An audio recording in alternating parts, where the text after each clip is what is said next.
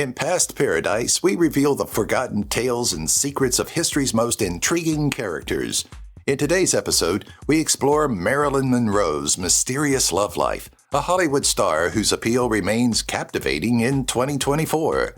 Mary's personal life was filled with grief and at least 3 pregnancies before her 1962 death. Explore her passionate yet difficult relationships with Joe DiMaggio, Arthur Miller, and others to dispel the misconceptions. Let us reveal the newest details about her life to better comprehend the lady behind the mythology and illuminate her epic journey of love, grief, and legacy. First love. Monroe fell in love with Doherty when she was 16 years old and still going as Norma Jean Baker. June 19, 1942 was their wedding day. Fate intervened when Norma was forced to enter employment when Jim was inducted into the military 2 years after Norma dropped out of high school to become a housewife. After starting her career at a weapons plant, a photographer contacted Norma, who thought she would make a good model and requested her to take pictures for him. Nevertheless, she sensed being let down again by Doherty, and their marriage ended in September 1946. If I hadn't gone into the Merchant Marines during World War II, she would still be Mrs. Doherty today, Marilyn's first husband revealed to People in 1976, many years after he started following the actress's career. Said relationship featuring. In 1947, there were rumors that Marilyn had an affair with Charlie Chaplin Jr., the son of the celebrity. Charlie claims he broke up with Marilyn after finding her in his brother Sidney's bed. The romance is mentioned by Chaplin in his autobiography from 1960 and by Anthony Summers in his book Goddess, Marilyn Monroe's Secret Lives. Charlie Chaplin says in his 1960 book, My Father, on page 320, "There was one young girl I brought up about this time who especially impressed my father. She was just about my age, 21. An appealing little obscure starlet named Norma Jean Doherty, who was under contract to 20th Century Fox." Able to Win. It was on the Ladies of the Chorus set in 1948 that Monroe and the comedian first became acquainted. Burl claimed to have had a short affair with actress Adele Jurgens, even though they formally dated then. In the 1960 movie Let's Make Love, Monroe starred alongside Burl, the first television celebrity and famously endowed, according to Truman Capote and industry folklore. In his memoirs, he said, "Marilyn was on the rise in Hollywood, but there was nothing cheap about her. She wasn't one of the starlets around town that you put one meal into and throw into the sack. Maybe she didn't know exactly who she was, but she knew she was worth something. She had respect for herself. Marilyn was a lady." Marilyn was a lesbian. She met her cherished drama instructor, Lattès, in 1948 when she accepted a short-lived contract with Columbia Pictures. Rumors of a romance began as the two were almost inseparable on and off set over the next 7 years. Monroe became so dependent on Lattès that she would not shoot sequences without her instructor in attendance. Raising eyebrows even further, the actress moved into Lattès's house to prepare for her part in the 1952 film Don't Bother to Knock. Although their connection remains unclear, Lattès publicly disapproved of Monroe's male suitors, especially Joe DiMaggio. "She was a great teacher, but she got jealous about the men I saw. She thought she was my husband," Monroe once said. 1956 saw their ultimate reconciliation. Regarding reports of their alleged lesbian relationships, such as those with Marlene Dietrich and Barbara Stanwyck, Monroe seemed to settle the controversy in her 1954 book by declaring that she had no love relationship with either woman. Sleeping with her. One of the greatest filmmakers of all time, Kazan, acknowledged that he had an affair with a young Monroe during his marriage to writer Molly Thatcher. In recently discovered private letters to Thatcher, Kazan admitted to sleeping with the actress, saying, "I'm not sorry." He went on, "I'm not ashamed at all, not a damn bit, of having been attracted to her. She is nothing like what she appears to be now or even appears to have turned into now. When I knew her, she was a little stray cat." Kazan was close friends with Arthur Miller, who would later marry Monroe. In his letters to Thatcher, he also mentioned Joe DiMaggio, saying that the baseball player had beaten Monroe multiple times. Kennedy brothers' assistants. President John F. Kennedy and his brother, Attorney General Robert F. Kennedy, were the subjects of Monroe's most well-known rumors. Her sensual rendition of Happy Birthday for the President during his 45th birthday party at Madison Square Garden on May 19, 1962, just months before her death, contributed to rumors of an affair. Some have even speculated that her friendship with the two men was a factor in her premature death. Despite his belief that there is no proof connecting the Kennedys to Monroe's death, author James Spada refuted such allegations in 2012, telling people that it was pretty clear that Marilyn had sexual relations with both Bobby and Jack. Joe DiMaggio's relationship. 6 months into retirement, DiMaggio saw Marilyn Monroe as a beautiful blonde showgirl who might double as a devoted mother and homemaker, according to Monroe biographer Donald Spotto. The baseball great first met the 26-year-old actress on a blind date in 1952 and admired her as like a good double-play combination. DiMaggio was surprised since Monroe shared the renowned ballplayer's wish for a house and kids. They were married on January 14, 1954, in a low-key ceremony at San Francisco's City Hall. However, complications arose as DiMaggio, who used to be the room's biggest star, became irritated by his wife's meteoric rise to fame. That October, 9 months after their wedding, they got divorced. I expected a flashy New York sports type, and instead, I met this reserved guy who didn't make a pass at me right away, she wrote. He treated me like something special. Marilyn once said, after Monroe's divorce from DiMaggio and before her marriage to Arthur Miller, there were rumors that the two had dated briefly in 1955. Marlon Brando and Marilyn Monroe co-wrote the screenplay for Henry Koster's Desiree, released in 1954. The two actors got along incredibly well. Brando even took Monroe to the premiere of The Rose Tattoo. The two remained friends until Monroe passed away in February 1961, when the actor would even write a letter of love to his friend before checking himself into a mental health facility in New York. According to Marlon Brando, it must be mentioned that they had an affair a few years earlier. Her drug addiction. Monroe claimed it was love at first sight when she first met the author and playwright in 1950 on the As Young as You Feel set. The two did not reunite until 1955, when she moved to New York City from Hollywood and divorced DiMaggio. They started dating in secret and were married in 1956. Monroe enjoyed a more normal life outside of Hollywood, caring for Miller's children and cooking, cleaning, and caring for them. However, when she returned to work on Miller's The Misfits, things did not go as planned. Her drug addiction caused issues both at home and on set, and she and Miller got divorced just before the 1961 release of the film. Monroe died of an overdose 19 months later. A lifelong friend. Following her divorce from Arthur Miller, the blonde bombshell and old blue eyes had a brief relationship. Monroe stayed at the crooner's home for a while after her divorce from the playwright, after which she returned to Los Angeles. Sinatra and Juliet Prowse's romance had cooled by 1961 when Sinatra proposed to her, but the two remained friends until she died in 1997. Tony Opedisano claimed in his book, Sinatra and Me, in the Wee Small Hours, that Monroe and Sinatra were close friends, but never romantically involved. Furthermore, he described Monroe's final days and Sinatra's thoughts on her untimely death in a book called Monroe's Last Days. Even though Opedisano claimed Monroe was unraveling in her final days, he wrote in his memoir, Frank said she'd never have spilled about the Kennedys because she still had feelings for Jack. For his part, Sinatra believed Monroe had been murdered and that the ruling that it was a probable suicide caused by an accidental barbiturate overdose was a straight-up cover story.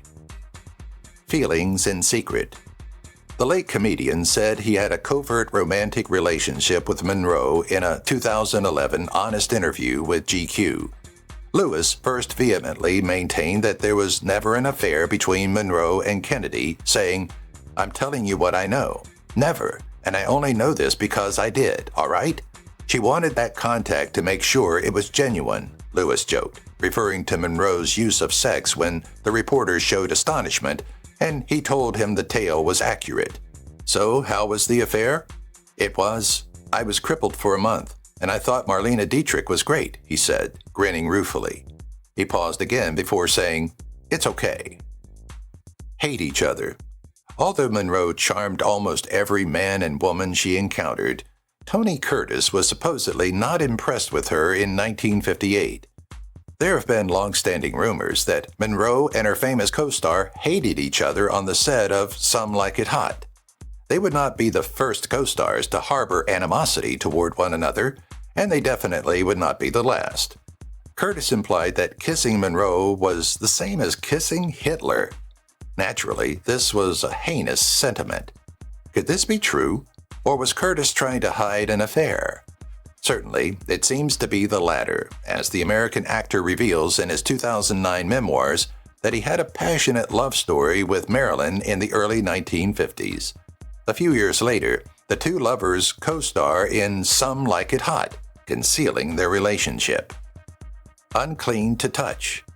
When Marilyn first met Clark Gable in 1960 on the set of The Misfits, the actress was immediately enamored with the Hollywood icon whom she views as the father she never had. But the 59-year-old actor was suspicious of Marilyn's actions on set, and rumors circulated that the two had a wild time on the set just before Gable passed away from a heart attack.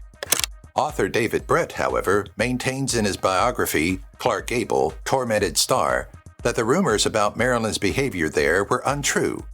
Brett claims that Gable was not amorously interested in the sex symbol because he had a fetish for cleanliness, but also because Marilyn was well known for her disregard for personal hygiene. As much as he was obsessed with cleanliness, Marilyn could not have been less self-conscious about her hygiene, according to Brett, as quoted in the New York Post. Despite their influence on her life, Marilyn was much more than the sum of her lovers. This is the turbulent and tragic tale of this stunning, gifted, and unfortunate icon. Daughter in secret.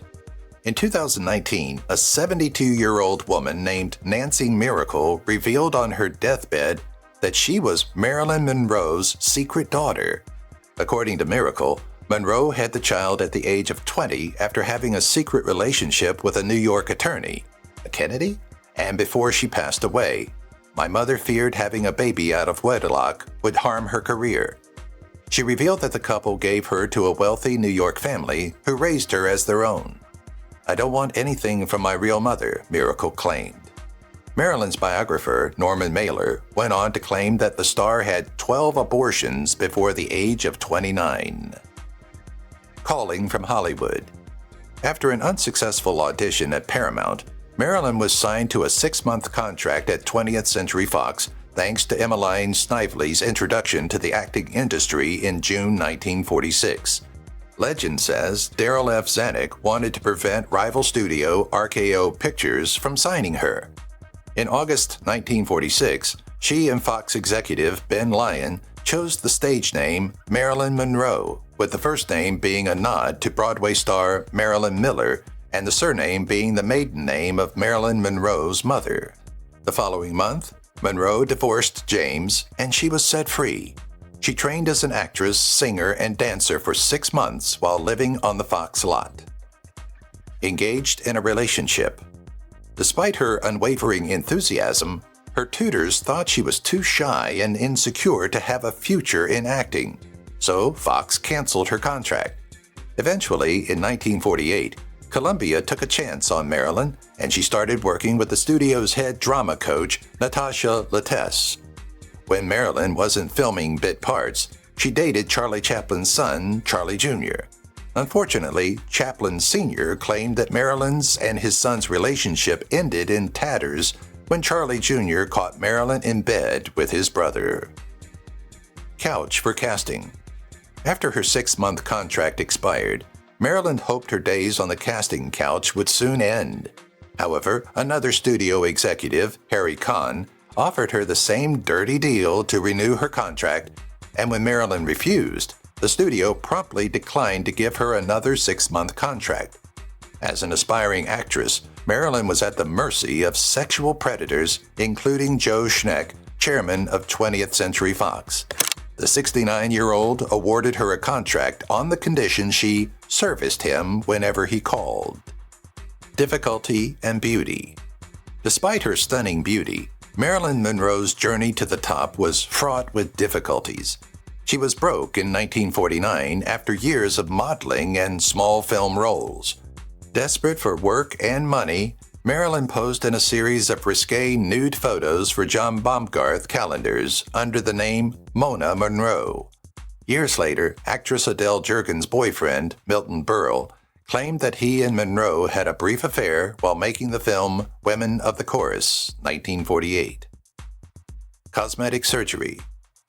Marilyn frequently spoke of men holding her down and attacking her at Hollywood parties. Orson Welles remembered one occasion where Marilyn was surrounded by men, and one reached out and tore off her top, revealing her breasts. Marilyn laughed with the others at this indignity. Laughter hid her fury. In 1950, Marilyn fixed her front teeth to make her appearance less ridiculous. A few years earlier, Orson Welles had shockingly forced his wife, Rita Hayworth, to cut her long auburn hair short and make her dye it blonde for The Lady from Shanghai, 1947. She also had 2 grueling cosmetic surgeries, a chin implant and a Tim rhinoplasty to alter the tip of her nose.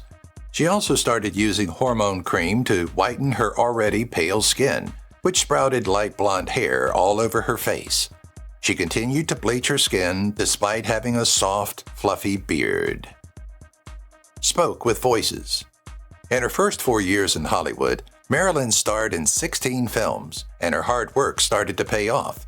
She revealed that she was hearing voices from her acting coach, suggesting that the experience negatively impacted her. One of the first signs of the mental instability that would plague Monroe for the remainder of her life was this. Monroe had further tragedy in 1950. She had been seeing her agent, Johnny Hyde, for the past 2 years. At 55, he unexpectedly passed away after a heart attack. He had trained Monroe, and she said she had lost her greatest friend. She was devastated, so devastated that she cried for days on end and even yelled his name at the burial. Marilyn's acting instructor discovered her asleep on her bed with 30 sleeping pills in her mouth after Hyde's death. Marilyn had tried suicide before, but she hadn't ingested enough to end her life. Pain all time. Even while her career was progressing, her personal life was becoming worse. First, a provision in her contract permitting her to miss work during her period was justified due to her excruciating monthly menstruation discomfort.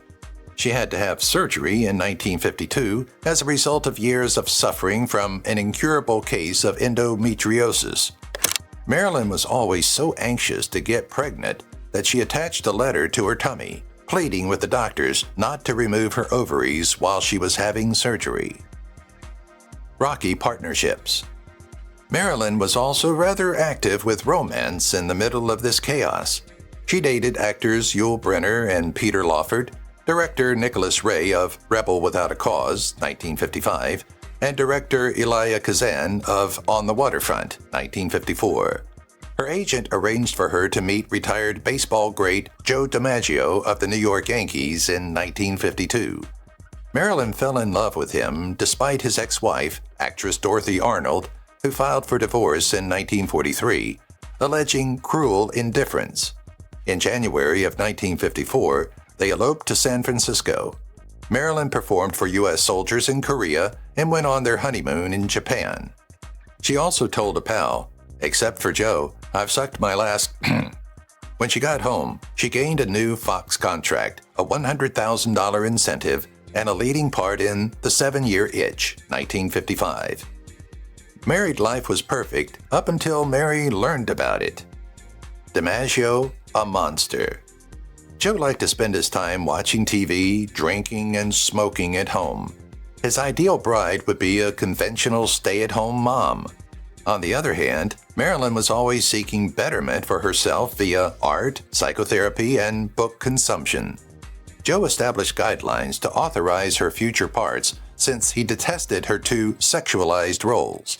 She was also supposed to break free from the stereotype of the dumb blonde and never seem half-dressed. He thought he was losing control within weeks of being married, so he would treat her silently for days at a time. DiMaggio lost the plot while shooting her part from The 7-Year Itch, which defined a period. DiMaggio yelled, "What the hell is going on here?" as a throng of wolf-whistling bystanders gathered. Following the shoot, they returned to their hotel room and engaged in a yelling battle. When she returned to the set the next day, Marilyn's arms were swollen with bruises. Joe DiMaggio Jr. claims that his father had beaten Marilyn on other occasions. A single desire. Marilyn loved animals, especially kids. On the River of No Return, 1954 set, she would cradle her co-star, Bandit the raccoon, while the crew had lunch. She attempted to have a kid with her spouse since it was all she wanted. Regretfully, it was not meant to be, as Monroe declared their separation in less than a month. Marilyn started abusing sedatives and drinking excessively after being married to the domineering guy. Hal Schaefer, her vocal instructor, and she had an affair.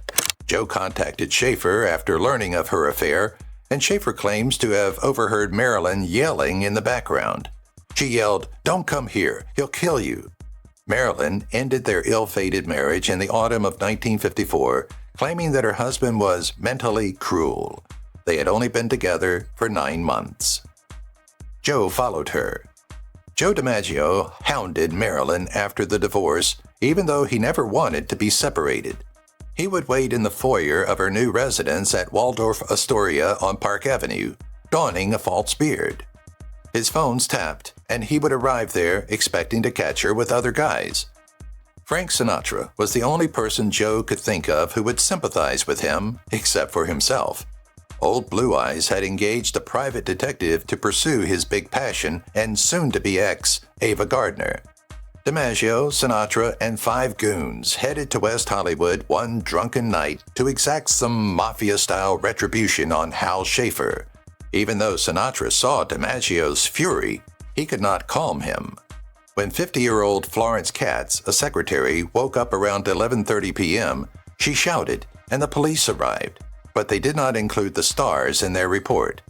She found her door broken down and Joe DiMaggio and Frank Sinatra hovering over her, ready to pounce. Katz received $7,500 from Sinatra as hush money, but Confidential exposed the wrong door raid narrative. For the remainder of his life, DiMaggio said he was absent. It's Miller time. Marilyn Monroe returned by dating author Arthur Miller and Hollywood's sexiest new actor Marlon Brando. In October 1955, once her divorce was completed and Miller split up with his wife, her romance with Miller got more intense. The studio advised her to terminate the relationship as Miller was under investigation for possible communist activities by the House Un-American Activities Committee and the FBI. When Marilyn refused, the FBI began investigating her. Marilyn Miller converted to Judaism and married Arthur Miller in New York in 1956. The headline in Variety read, "Egghead weds hourglass." But this union, the most improbable since The Owl and the Pussycat, was short-lived. Crew detested her. Her most well-known part was probably shot for Some Like It Hot in 1958. Marilyn used a lot of drugs to help her manage her unstable mental condition and sleeplessness. It took her 60 tries to say the sentence, "It's me, sugar." Marilyn's life became unmanageable, and she often refused to leave her home or broke down into unpredictable outbursts. The cast and crew detested her, and when Tony Curtis had to kiss her, he said he'd rather be kissing Hitler. Yet he subsequently claimed the two were having an affair. Her delay cost the movie $500,000 in overruns. Marilyn was so hated that Billy Wilder refused to invite her to the wrap party and began criticizing her in interviews, saying things like, "Anyone can remember lines, but it takes a real artist to come on the set and not know her lines, and yet give the performance she did. Marilyn decided to get revenge by calling Wilder at home and asking his wife to tell him to go F himself. Rejected. Monroe was set to star as Holly Golightly in the 1961 film Breakfast at Tiffany's. However, the studio declined to sign her due to her actions in Some Like It Hot. Thus, it was rather cynically named Let's Make Love, 1959, when she released her following film.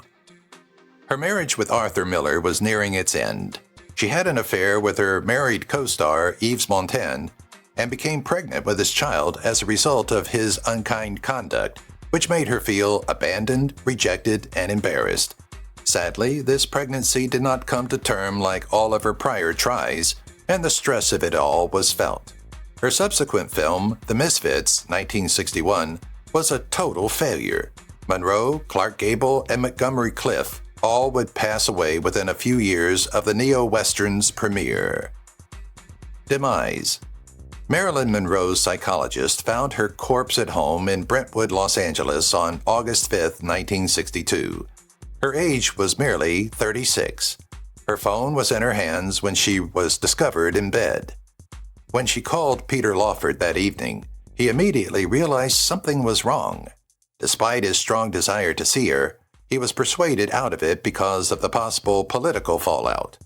Marilyn Monroe, according to the coroner, overdosed on barbiturates and committed suicide, even though her body had several times the deadly limit.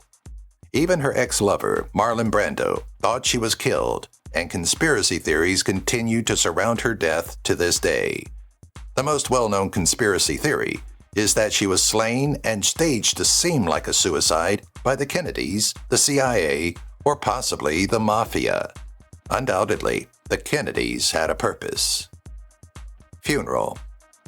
Marilyn's tragic death, according to French artist Jean Cocteau, should serve as a terrible lesson to all those whose chief occupation consists of spying on and tormenting film stars. Her funeral was held at the Westwood Village Memorial Park Cemetery, Los Angeles, and was organized by Joe DiMaggio, her half-sister Bernice, and business manager Inez Melson. Former co-star Laurence Olivier described her as the complete victim of ballyhoo and sensation, and bus stop director Joshua Logan called Marilyn one of the most unappreciated people in the world. She carried pink flowers while wearing an apple green outfit inside the open coffin. She wore a wig, regrettably, since her trademark platinum blonde hair had been partly shaved for the autopsy. Because only Monroe's closest friends and relatives attended her burial, just around 30 people saw her lying in her casket. Dark secret. Bobby Kennedy was slain in 1968, and her former boyfriend, John F. Kennedy, was killed in 1963. However, this did not preclude more shocking disclosures of cover-ups, intrigue, and conspiracy theories. Actress Veronica Hamill acquired Marilyn's former house in 1972, and while renovating it, she discovered something startling. Hamill discovered a vast network of phone lines. These cables proved to be wiretaps after further examination. Nobody knows whether Frank Sinatra and his mafia ties helped the CIA, FBI, or even Joe DiMaggio bug Marilyn's house. Perhaps, after all, the voices she had heard over the years weren't in her brain. Maybe her phone was being tapped by the CIA. If you've watched the video till here, that means you've enjoyed the video. Subscribe. Don't forget to turn on the notifications bell icon